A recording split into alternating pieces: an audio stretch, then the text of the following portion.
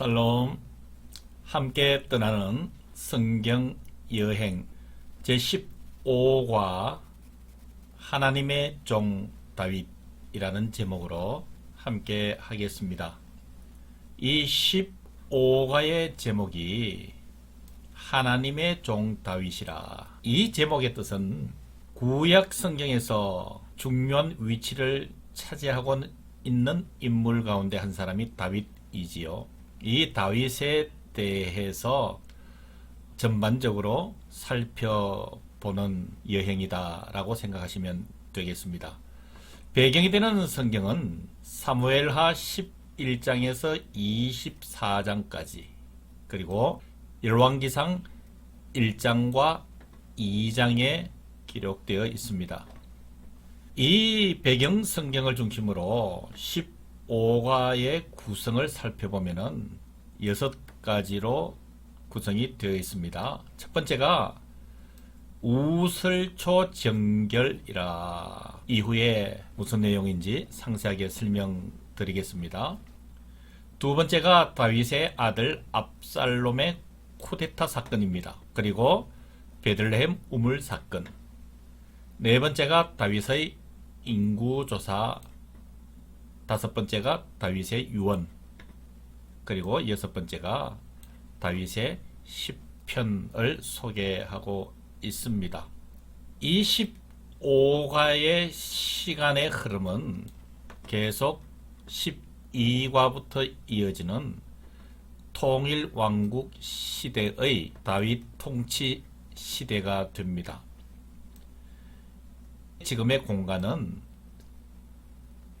예루살렘입니다.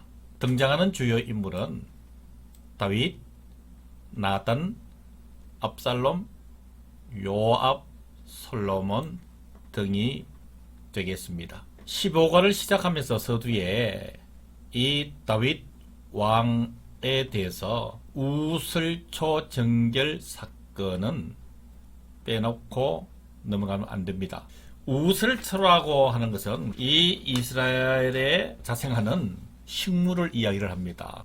이것과 다윗과 어떤 관련이 있는가? 그 성경의 배경을 살펴보면 이렇습니다. 이 다윗이 밧세바를 범한 사건, 여러분들 잘 아실 것입니다. 이 엄청난 사건을 숨기기 위해서 다윗은 자신의 충성된 신하, 즉 죄가 없는 우리아를 죽이게 되지요. 사무엘하 11장 15절에서 16절에 의하면은 그 편지에 써서 이르기를 너희가 우리아를 맹렬한 싸움에 앞세워두고 너희는 뒤로 물러가서 그로 맞아 죽게 하라 하였더라.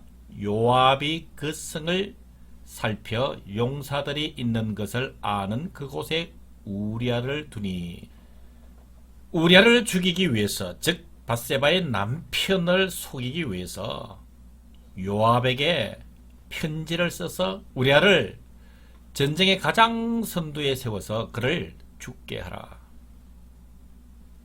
다윗의 죄가 이렇게 이어지고 있습니다. 자, 이런 상황에서 하나님께서는 다윗을 사랑하셨고 다윗과의 언약이 있기 때문에 다윗을 회개시키게 됩니다. 하나님께서 선지자 나단을 다윗에게 보내서 책망하게 되지요. 그 책망을 들은 다윗은 회개하게 됩니다. 이에 관련된 내용이 사무엘하 12장 4절에서 5절에 이렇게 기록되어 있지요.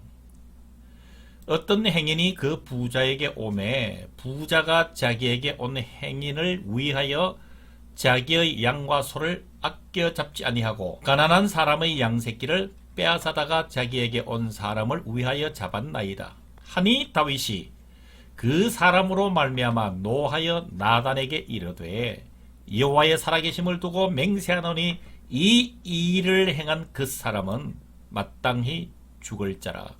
무슨 내용입니까? 나단이 다윗을 책망하기 위해서 예를 들고 있는 거지요. 어느 부자에게 한 행인이 찾아왔는데 대접을 해야 되지 않겠습니까? 이 부자에게는 많은 양과 소가 있었지만 그것이 아까워서 이웃에 사는 가난한 사람의 양 새끼를 빼앗아다가 자기 집에 온 행인을 대접을 했다.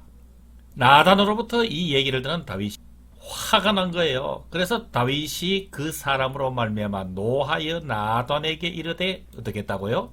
여호와의 살아계심을 두고 맹세하노니 이 일을 행한 그 사람, 바로 그 인색한 부자를 이야기를 하지요. 그는 마땅히 죽을 자라.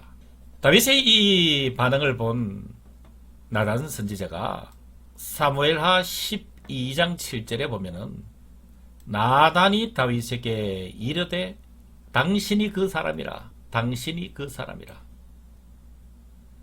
다윗 당신이 마땅히 죽을 자라고 얘기한 그 부자, 바로 그 사람이 당신이다.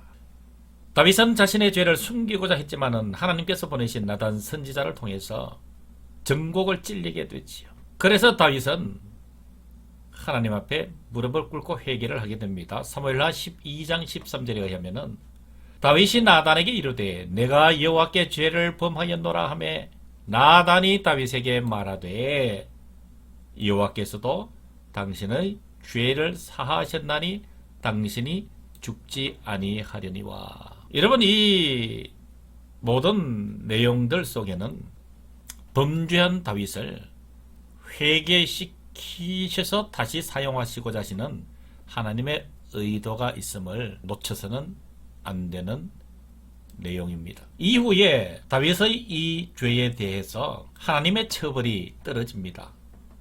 요약하면은 세 가지 정도 하나님의 처벌이 임하게 되는데요. 첫 번째가 다윗의 집에 칼이 끊이지 않을 것이다. 전쟁, 가족 내부 간의 다툼, 갈등 이런 것들을 이야기를 하시는 것이지요.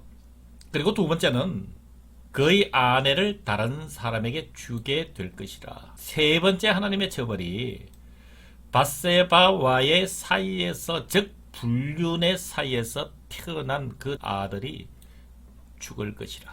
하나님께서 다윗을 아끼고 사랑하셨지만은 죄는 분명하게 처벌을 하시는 공의로우신 하나님의 모습을 볼 수가 있습니다. 이에 대해서 선지자 나단의 책망 후에 다윗은 시를 지었습니다. 그것이 대표적인 시편 51편입니다. 여러분 꼭 한번 찾으셔서 읽어보시길 바랍니다. 이 시편 51편은 밧세바를 범한 뒤에 나단 선지자를 통해서 책망을 받고 회개하며 지은 다윗의 시다. 여기에 보면은 나의, 내가 등의 자신을 지칭하는 1인칭 주어를 32번이나 사용을 합니다.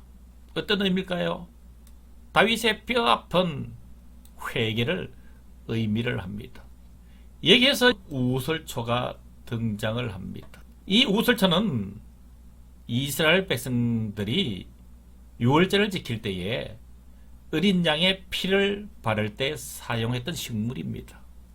그래서 다윗은 시편 51편에 보면은 이 우슬초로 나의 이 죄를 씻어달라 라고 이야기를 하고 있습니다. 예, 오늘 15가 1편 여기서 마무리하고 다음 주에 2편을 통해서 여러분들을 찾아뵙도록 하겠습니다. 다음 주에 뵙겠습니다. 살롬.